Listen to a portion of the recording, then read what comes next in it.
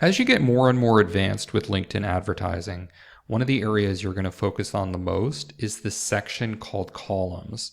Now, by default, this is going to go to performance, which is going to give you some very useful information about the performance of your ads, but it's not going to give you the granular information you're going to need given specific types of ads. So for example, if you're doing a top of funnel video ad, you're not necessarily going to be all that interested in something like clicks.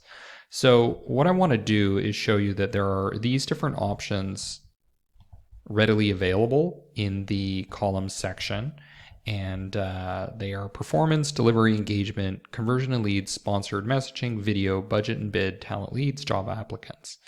But the most advanced area here is where you're going to customize which variables are going to display. So we can go through these. There are a number of different options. So key results, start date, information about budgeting. Some of the most important ones are going to be average frequency. So one of the most common mistakes that I see with social media advertising is way too high a frequency. A frequency of about 1 per week might be suitable for what you're trying to do. Now, maybe if you're doing a really aggressive promotion, more than that would be great. Reach is also incredibly important because you want to make sure that you're reaching your entire market, or at least as large a fraction of the market as you can. And often what happens when you're prioritizing something like video views or clicks, it doesn't necessarily mean you're getting those unique views or unique clicks. So looking at the reach is very important.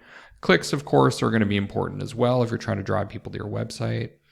Click-through rate is going to be helpful, especially in terms of driving down the cost, because the more frequently people are clicking your ads, the less you're going to be paying.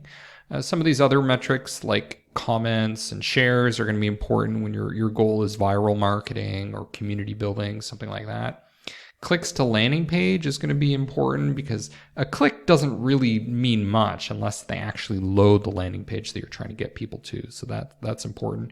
Clicks to your LinkedIn page, as you get more advanced with LinkedIn, you might be treating it as its own channel, not just for advertising, but also for organic promotion. So those types of clicks might be important.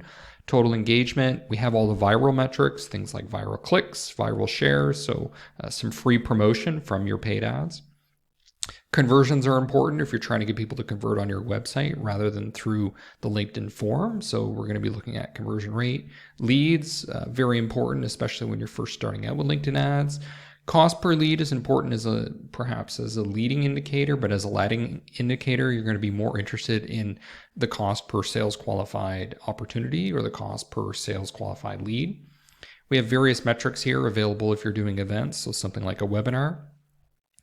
The view metrics are going to be very useful. Are people actually watching your videos, or are they just watching a couple seconds and then skipping? Are they completing the videos? Are they opening the video? So maybe you're not optimizing it properly. You need to keep account of the fact that most people are going to be watching the videos on mute. So maybe that means you need to have more text above the video, or in most cases, it's going to mean you need captions. Sponsored messaging metrics are important. So these are your message and conversation ads that go to people's inboxes. Now, when you look at something like click-through rate with this, you might think, oh, well, I'm getting a 56% click-through rate. That's really high compared to what I get with email, but it's a bit deceptive because really it's the open rate. It's comparable to the open rate that you have with email. So that's why it's important to get detailed data on something like sponsored messages and things like cost per send, because you're not being charged per click, you're being charged per send, similar to sending something like direct mail. And then we have specific metrics that are relevant for recruiting and HR that I won't go into a lot of detail on.